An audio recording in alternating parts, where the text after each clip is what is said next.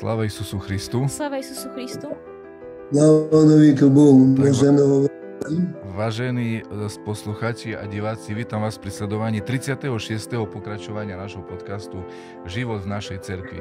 Naším dnešným hosťom je dostojný otec duchovný Dimitrij Lipinský, ktorý je správcom pravoslavných cirkevných obcí v obciach Kružľova, Dobroslava a v Nižnej Pisanej.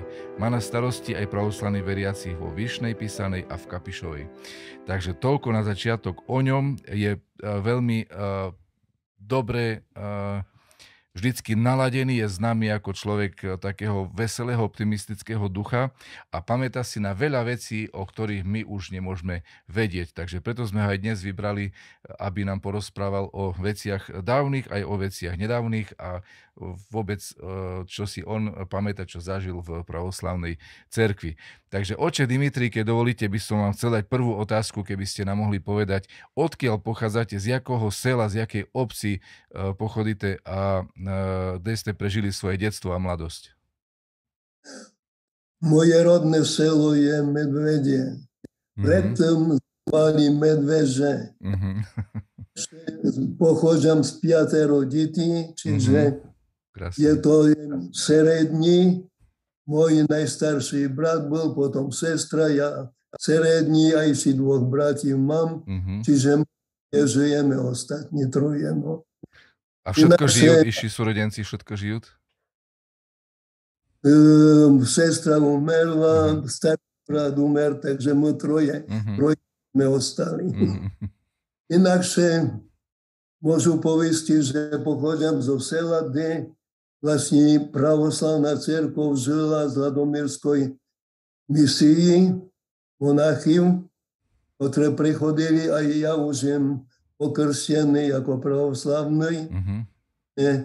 Tými duchovníkami, ktorí boli oduševnení a ktorí vlastne ako ste dali toto svetlo našemu selu, jak i inde. Oni chodili a im obdivoval už, jak malý chlopec, týchto tú angažovanosť duchovnú, bom povedal tú misiu, ktorú provodili s duchom a telom. Že z Hunkovec, čiže z Ladomirovej ideme do Hunkovec do Kuriovec a z Kuriovec do Medvežov. A tam trebalo prechodiť najmenej môže 10 raz cez vodu. Tam i tak cestička, ktoré boli lisom. I bola jaká nepohoda, tak vlastne nachodili si ľudia tou drážkou proste kolo lisa a tak sa išlo. I z toho povodu, jak si, alebo z toho pohľadu, je mi obdivoval, že tak vlastne sa venovali toj duchovnej medvežím, že vlastne toto Brožíňa bol to tu komunikačný príchod.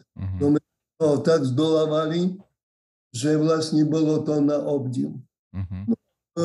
Naša chrža alebo náš dom bol blízko drahé z krajiny, čiže bol to príchodný dom, prichodili, takže zastavovali sa u nás a potom ešte bola rodina Pecenková, u ktorých, jak si prebovali, oni keď nemohli sa vrtať proste nazad do Ladomirovej, do monastéria. Takže dôjsť som ich zapamätal toto osoby, či už Vitália Maximenka, vladyku, ktorý vlastne už aj je medzi nebohama. Vlastne potom Sava Strule poznal ho, potom Serafima jem poznal. Takých, ktorí proste sa zastavovali v našom domi a proste im boli oduševnené duchovnú misiu pro ten duchovný život, sme povili našeho sela.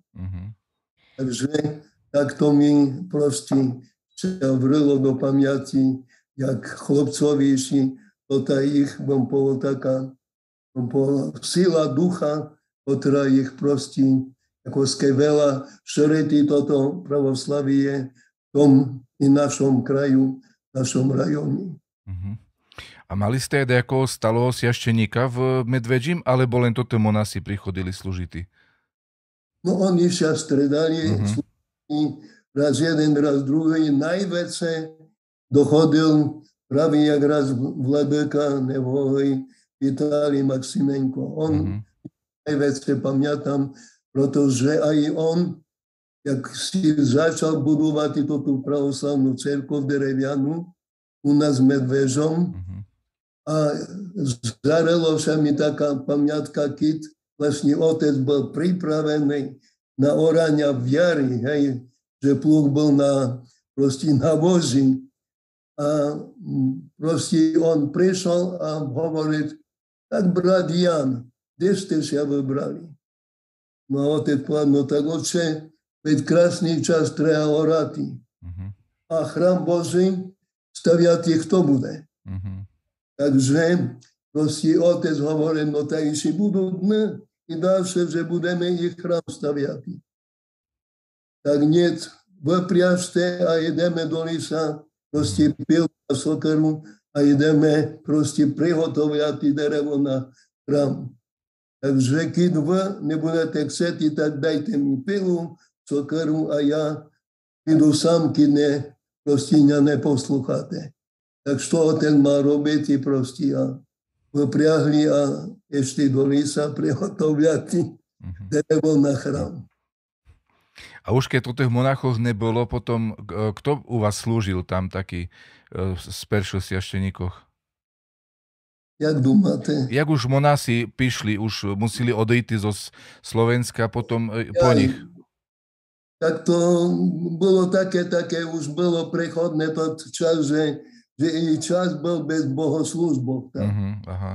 I to bolo také smutné, hej, že oni už museli si odchodiť do našho rajonu, hej, a málo tých bohoslúžbov sa u nás, jak si už len kto mohl vstúpiť. Tak. Pamätám tých už Jašto Omeľanoviča a tých ďalších duchovných, ktorí tam prechodili na bohoslúžbu vykonávať. Oče, zaspomínajte si s nami na začiatky svojej kňazskej služby. Povedzte nám, ktoré roky sa písali, ako vtedy vyzeralo pravoslavie na Slovensku. No, tak dúmate, že to mňa, jak si primelo k tomu, abym išiel na duchovnú činnosť? Určite aj tam môžete spomenúť. No, takže takto. Ide, že Boh chce, to všajecia jeho voľa. Takže, že kde Boh chce, tak sa naplňuje alebo vyťazí jeho proste voľa.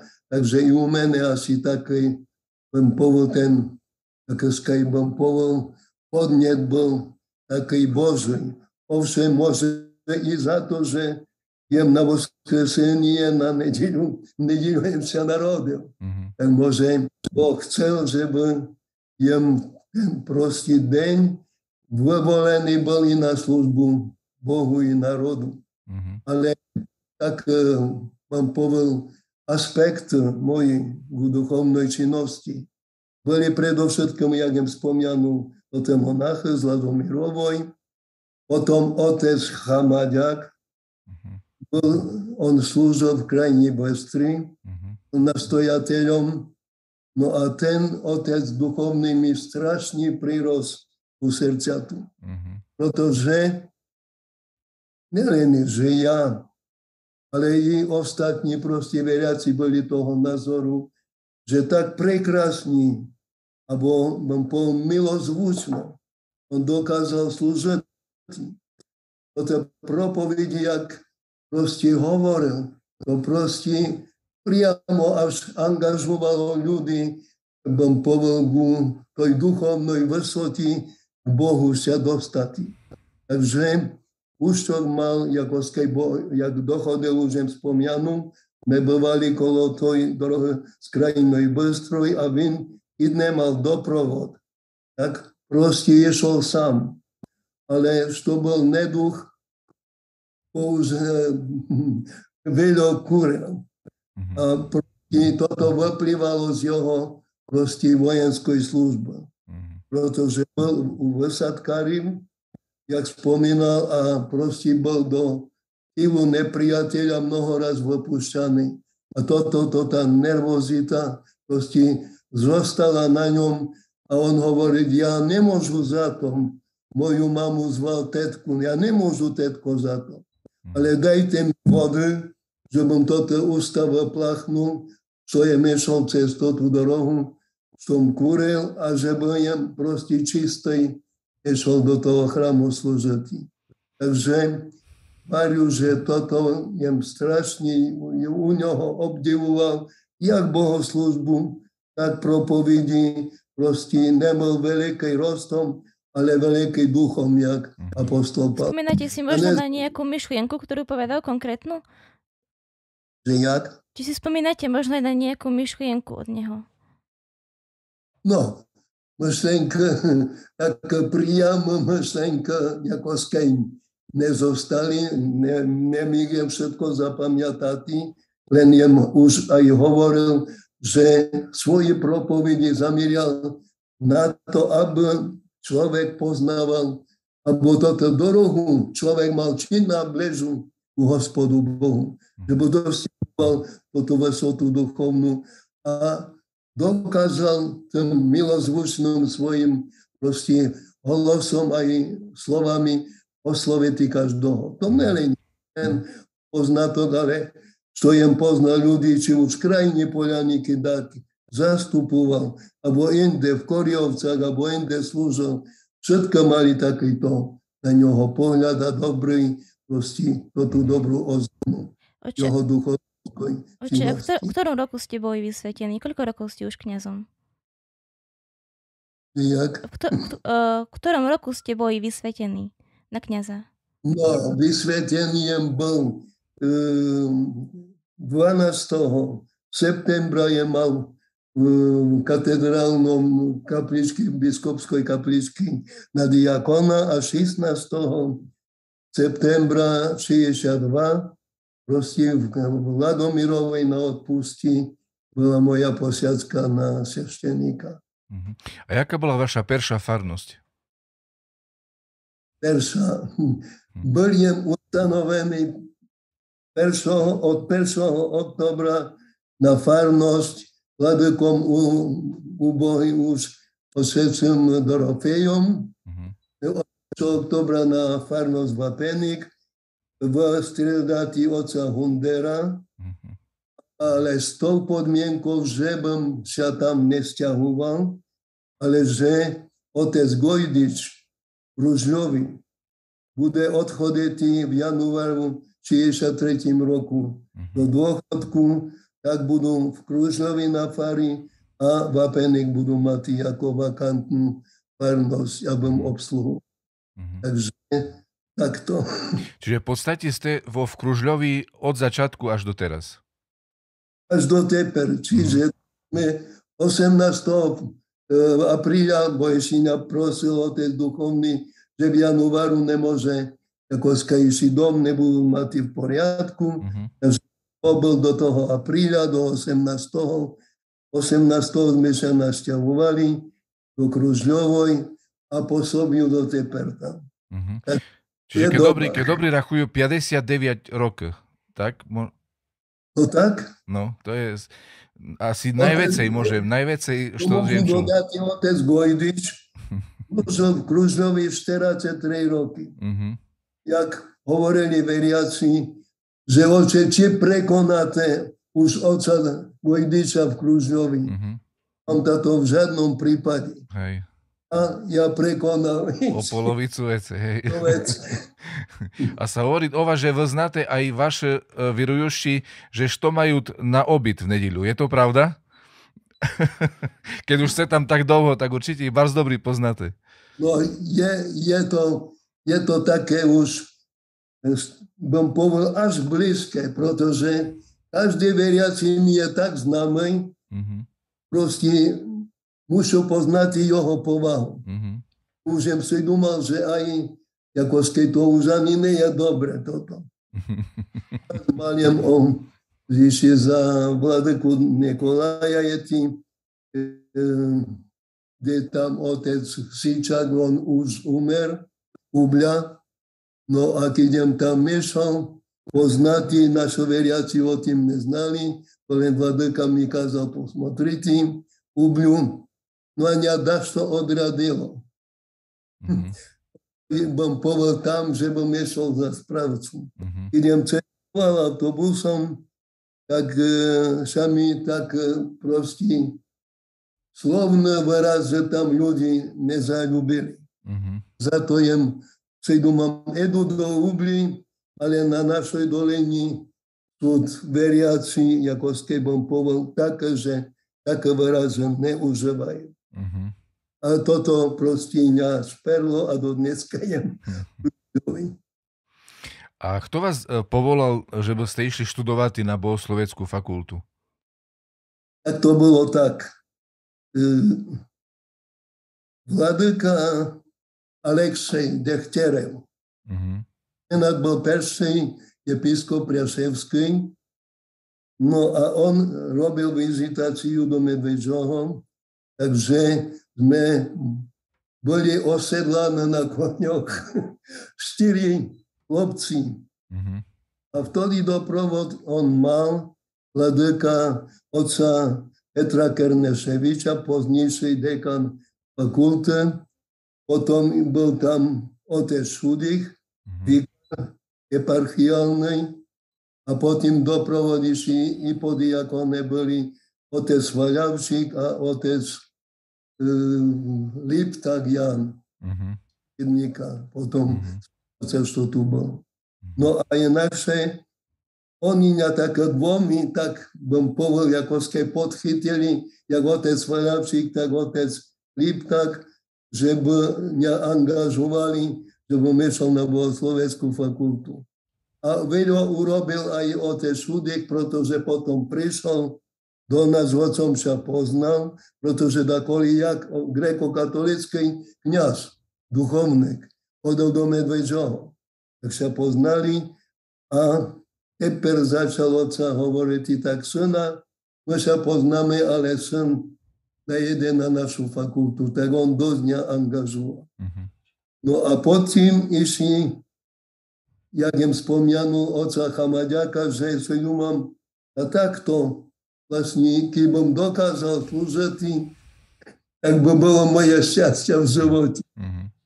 No a potom jem začal také 4 evangelia, keď poznáte od dekáne, sú také od Matfeja, od Marka, i od Luky, od Joanna, potom ale také evangelia. A ja vychodil si za stodolu a tam jem si proste chcel ukázať čítania evangelia. A najlepšie mi sa zapáčili slova, načali by slovo i slovo by Bohu a od evangelista Jana. A už jem začal potom tak rimovať sa, že aj do takého duchovenského hlasu a tak. Takže i toto mňa tak prúžilo. Potom išiel na fakultet. Oče, spomenuli ste v priebehu nášho rozhovoru mnoho mien kňazov, ktorí už dnes nežijú, už nie sú takí známi. Teda dedukujem z toho, že možno to pravoslavie na Slovensku vo vašej mladosti vyzeralo možno trošku inak, ako vyzerá dnes. Môžete to trošku tak porovnať a povedať, ako sa menilo? No, to bom povedal otázky, bom bol taký, že doba ide, čiže modernizácia, všetko, čiže postupom alebo rastom techniky by mal rasti i duch človeka, pretože by sa to malo proste prelinati. Ale určite budeme mať v ďalších našich rokoch poťaží, pretože celková tá atmosféra alebo také, každý pro sebe, čo chce, že nie je už tak kolegiálny, jak za našich čas. A ako ste všetko v sobi, ako ste to bym povedal, kvôli mladí ľudia, naplno sa neprejavia. A to je kúšok chyba, pretože Dnes, keď máme domácnosti vybavené televíziou, počítačom a všetkom, to znamená, že človek sa do toho prostí ako upre a malo okolo sebe potom vnímať tak kolegiálny alebo spoločenský aspekt života. Čo bolo dakoli inakšie, pretože i ľudia, jak na farnostiach, pamätám, vyšli na Paschu, krásne spívali a toto, dneska už to nemáte. Vôbec na seli je mŕtvoch od predají, taký prázdnik, či Rождество, či Pascha, všetko je uzamknuté doma pri televízoroch a proste ten duch nemôže takej byť proste ako rasti v národe, jak bolo dakoli. Navzájom ľudia vyšli, pomáhali, radovali sa do všetkých vecí. To je môj asi pohľad taký na dnešnú dobu. A menili sa aj vaše farnosti v priebehu rokov nejako výrazne? Že jak? Menili sa aj vaše farnosti v priebehu rokov nejako výrazne? Došlo k nejakým väčším zmenám? Nerozumiem. Tak ste už kňazom dlhšie, už niekoľko rokov, veľa rokov a slúžite v podstate na rovnakých farnostiach už dlhšie a či sa nejako zmenili, čo sa týka počtu ľudí, alebo tak? No, zmenilo sa, mnoho sa zmenilo a v našim živote, ako ja už v mojom veku nemôžu všetko tak proste okolo sebe vnímať, jak za mladý človek vnímal. Pretože príde takoli nevoľno človeku, už potom odreaguje sa od danej otázky života a proste takto bym povedal, lepšie by mali už, bym povedal, toto mladý, bym povedal osoby, ako skej tom nazieraniu, byť nám ako skej tak po lepšom svetli, že by sme mohli my, aj je človek už starší, ako skej toto prekonávať i toto prekážky, jak vlastne v dnešní doby to je rozpoltenej spoločnosti, ako skej sa naskytujú. No. Oče, a po takých mnohých rokoch sviaštenstva povíčte, že što je najkrajšie na sviaštenství, na služby sviašteníka? Što je najkrajšie? To je najkrajšie. No, je to dosť taká otázka, ako skaj, že veľa toho je krásnoho, ale to najkrajšie vybrati, ako skaj, podľa mene, čo ja ako skaj prožil, najkrajšie je vtedy, keď robota duchovného vykáže výsledky. A ja hodnoču to tak, že im prišiel na farnosť, ktorá bola, by sme povedali, rizo taká uniacká, pretože nehovoríme, že otec Gojdič, jak si sme povedali, neprešiel na pravoslavnú cirkev, ale podľa bohoslužobných bohoslužby, tak jem cítil, že tam treba veľa napravovať. Pretože známe, jaký obrad byl a jaký náš je obrad.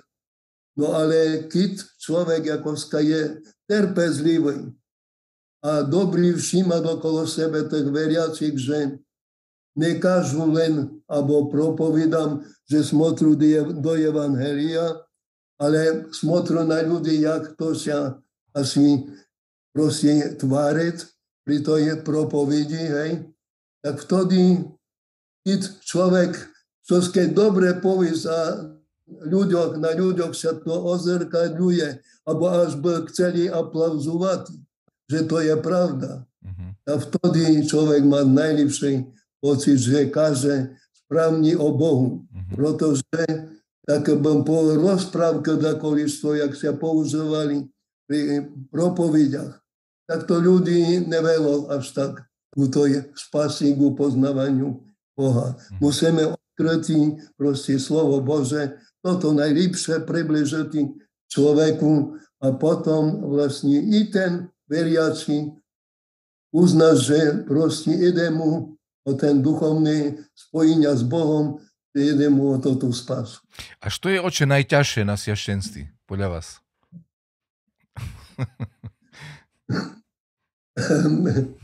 Najťažšie? No, je to, veľa vecí sú ťažké, ale toto najťažšiu otázku vám poviem, aby sme príkladom proste boli, pretože slova osilňujú, príklady priťahujú. A keď človek ako tríma sa linii, vám poviem, i toho rídzoho poznávania, či už cerkvi, víry, Boha, to znamená, že ako potom človek i toto prekonáš to, ako sa mu dávať i za najťažšie, že priťahnutí tak ľudí, aby boli ako pozorní a idú ich ako dostane, že ho počúvajú a sú toto takto konatí, tak potom je to dobré, ale už by bolo zle, keď by nebol dobrý príklad a ľudia by povedali, tak on hovorí slova súd, ale skutky ako nie. Skutek, utek, jak Češi hovoria, takže potom je to už toto pláne. Oče, existovalo vo vašej mladosti nejaké združenie pravoslavných mladých? Niečo ako dnes je Bratstvo pravoslavnej mládeže? Či v tom čase, keď vy ste boli mladí, existovalo niečo také? Alebo ako ste sa stretávali v nejakých príležitostiach?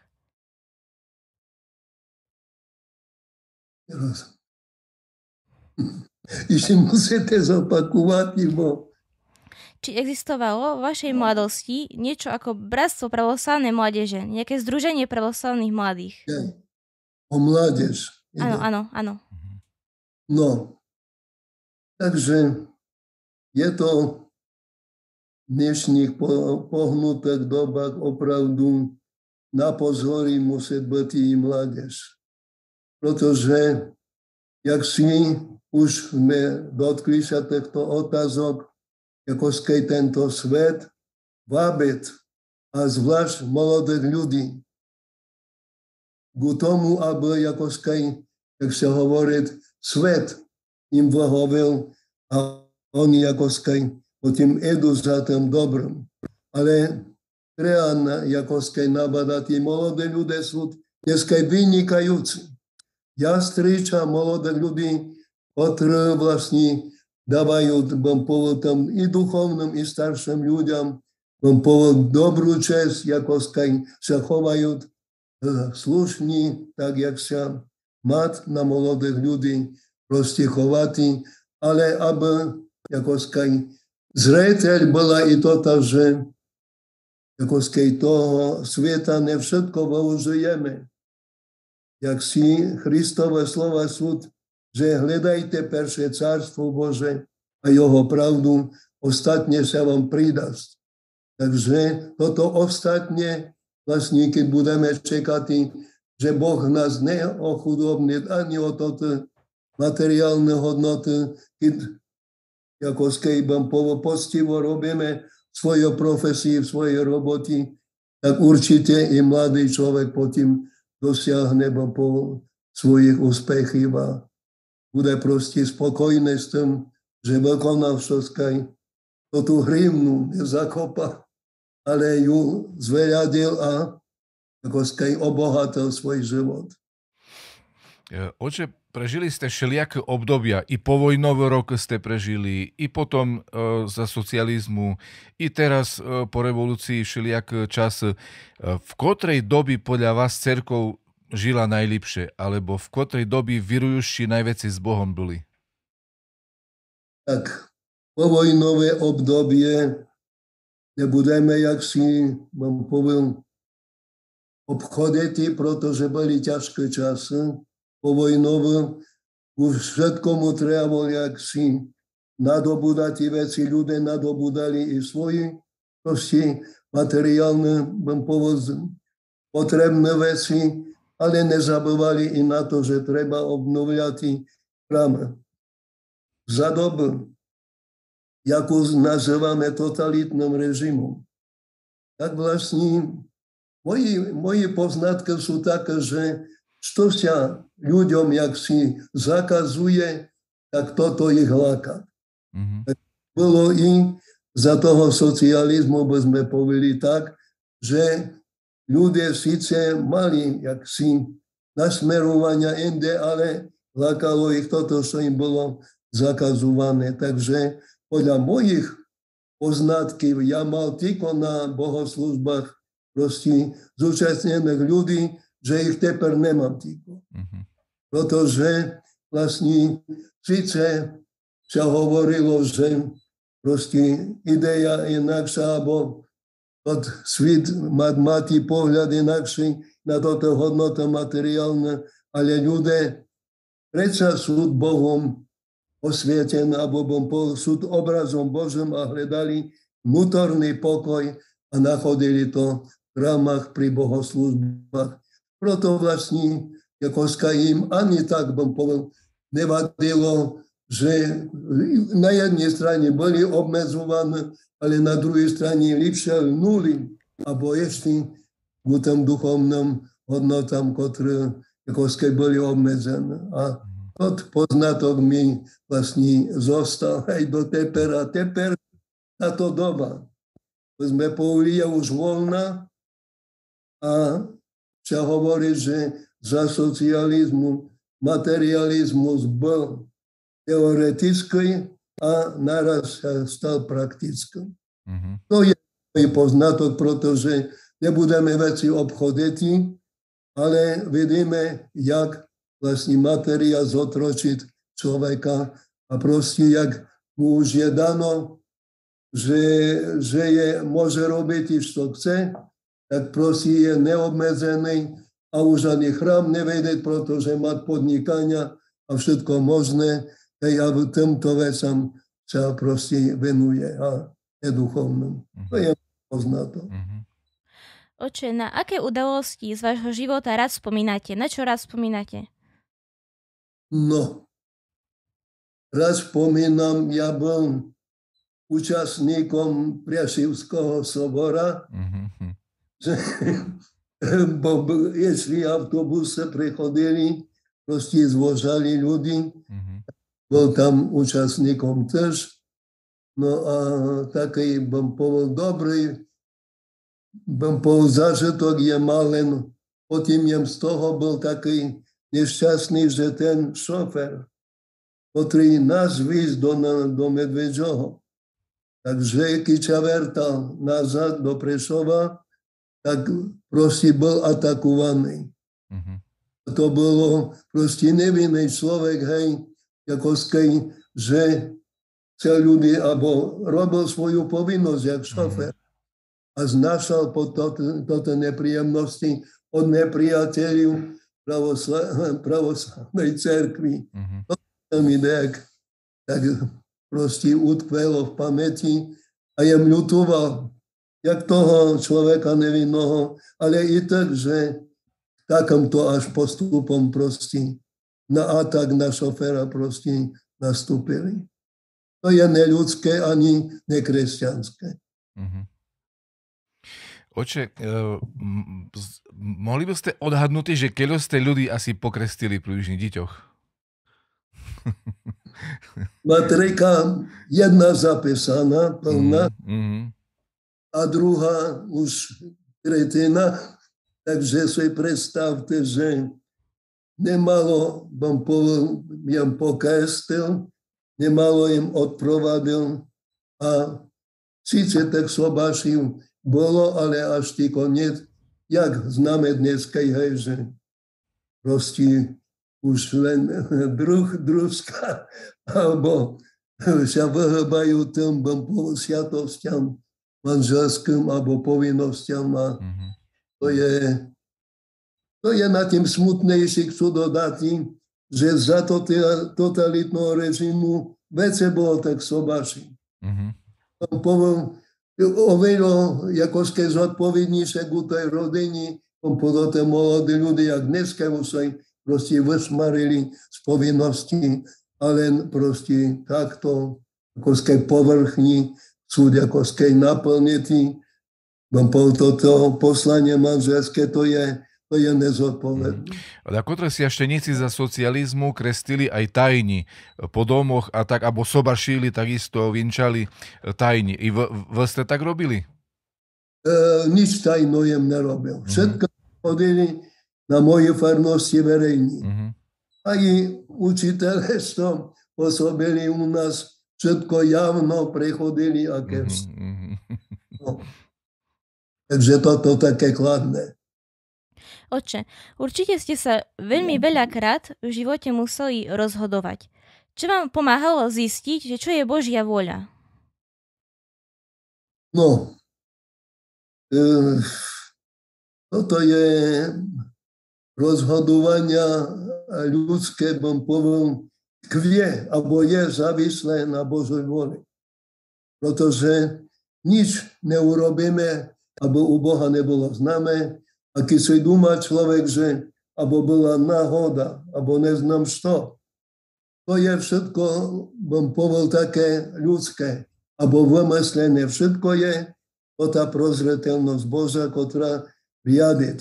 A jak im spomenul ten citát na počiatku, hej, že víťazstvo je predsa i myšlenok, i tej vôli Božej sa projavuje v nás v živote, tak to je aktuálne. Ja proste na náhodu až tak nedávam, ale všetko zverujú do vôli Božej.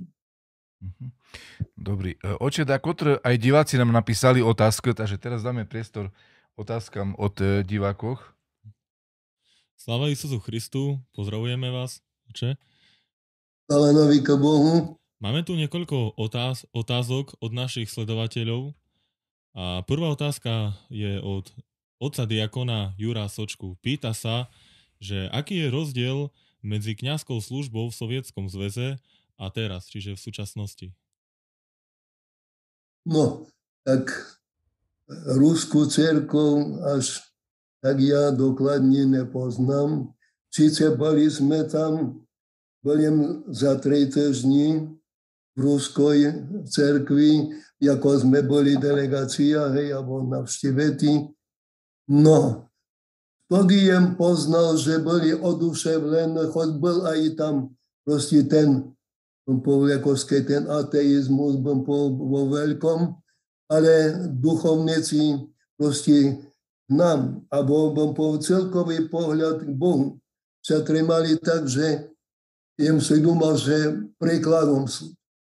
Pretože tak mohli byť jakoskej inteligentné, ktoré mohli šereť i nelen v svojej zemli Ruskoj. Po teologické znalosti, ale boli schopní aj v tom modernom svete na západe, jak oni sa proste vyjadrovali, by boli pochopené, aby boli proste akceptované.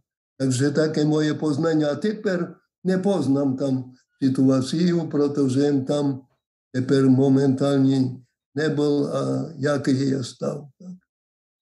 Áno, áno. Ďalšia otázka je od Borisa Kolenčíka. Pozdravuje Sláva Isusu Christu. Sláva navíka Bohu. Chcem sa opýtať, oče, ako ste sa dostal ku kňazstvu a ako si pamätáte? No, už som spomenal ten príchod vladyky Alexeja a ten doprovod otca Petra Kernaševiča a otca Šudicha. A vtedy na tej večerni otec Kernaševič hovoril, že toto 4 jazdci, ktoré nás vetali, tak je mal strach, že ja sa s kým dakotri plašet, takže bude nepríjemná naša návšteva celý Medvedžín. No, ale keď by dakotri sa z tých jazdcí vstal duchovne, tak proste bude to dobrá zasluhovosť. No a inakšie v našom domi, to sme sa tak, naša mama boli oddaná, baba, mamina mama išli veci oddané cerkvi, oni furt neprestanú v cerkvi len boli. Takže potom otec Ajker Naševič, tak tiež kolo otca Šudicha namietal, že bom ako išiel na štúdium a tak do Prešova. Takže potom išli dekanom i bol furt za moje obdobie. A i toto mňa primulo, ako skej tak bom angažovalo u tej svešeničeskej činnosti. Ďakujeme, oče, veľmi pekne. Ďalej sa pýta Martin Ziman. Sláva Isusu Christu. Sláva Novíke Bohu. Čo radi robíte vo svojom voľnom čase? No, máme, jak si jem dosť zaneprázdnený, bo na našej farnosti v Kružovi neprestanú sú bohoslúžby a v mojom veku už, ak prídu, tak na kustraji odpočinutí. No ale máme ako ten dom, tú Svedníku, máme zahorodu, kúsok, relaxujeme okolo stromiv, okolo toho travníka a tak ďalej, rozptýlenia je také dobré, alebo i človek vejde na tú zahorodu a pozoruje prírodu, hej, všetko tak lepšie išli po tým človek si nadobúdať všelijaká myšlenky, jak by proste i to tú Bohom stvorenú prírodu, ako ľuďom preprežovať, aby oni ako videli toto Božie stvorenia, nelen človeka, jak obraz Boží, ale všetko toto, čo okolo nás, tá krasota je, aby človeku všetko toto slúžilo pro jeho dobro. Takže takto i ja proste používam svoj voľný čas. Ste spomínali, oče, že služite neprestanú, že často v Kružľovi. Što to znamená? Keľo raz do týždňa napríklad slúžite liturgiu? No, teper kúšok momentálne je ten korona, tak sme obmedzili toto bohoslúžby. Ale predtým, tak bežne. Do toho času každý deň sme liturgiu slúžili. Sláva Bohu. Aj dávať svedectvo na bohoslúžbu, ale my proste konáme bohoslúžbu, jak si denný poriadok, jaký predpisuje typikon, bereme to proste na deň tú bohoslúžbu, liturgiu, koli je liturgia predpísaná a i takto si potom dáva či už za tým zdraviom, či za umerším a tak. Ďakujeme veľmi pekne, oče. Je zač. Máme tu ďalšiu otázku od nášho sledovateľa Viliama Fencika. Ten nás pozdravuje do štúdia a teda pýta sa vás, že aký je váš odkaz pre súčasnú mládež a aké je vaše odporúčanie pre kňazov a pracujúcich s mládežou, aby žili láskou k Bohu a životom cirkvi?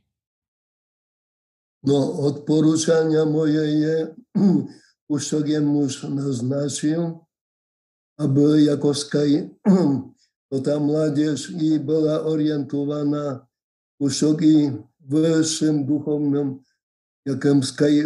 prilnutím k Bohu, protože dneska i čím väčšie je ten odkrytá dráha k technickým pokrokom, tam i obmedzuje sa ten duch ľudský, alebo sústreďuje sa na tú techniku, ale toto nám nezabezpečiť spasu ani jednotu s Bohom.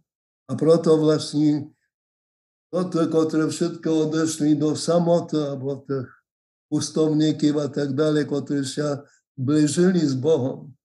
Takže tú duchovnú radosť mohli prožívať len tak, že boli bliže tej duchovnej záležitosti, alebo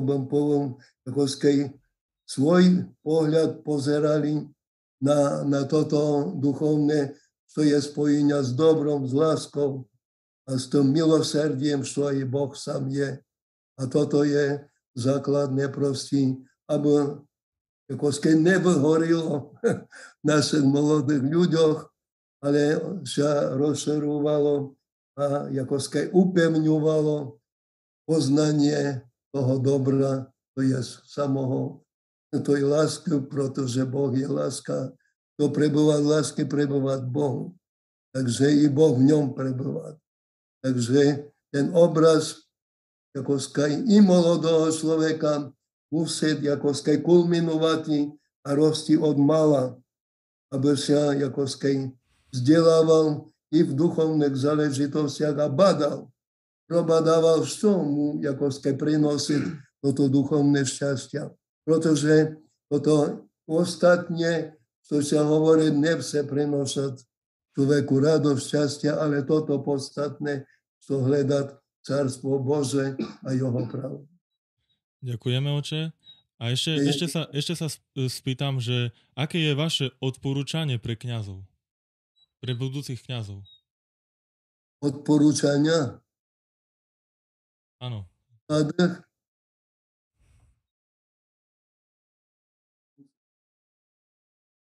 Aj pro mladých duchovných.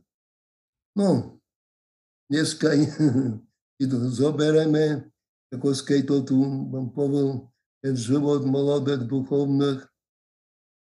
Takže vlastne ja, čo ich poznávam a už vešli z vašich riadív, takže dúmam, že opravdu tak môžu hodnotiť i dobrý, bo také sú zocelené v pravoslavnej cerkvi, že neváhajú, sú odhodlané proste bojovať za toto čistou cerkvu pravoslavnú.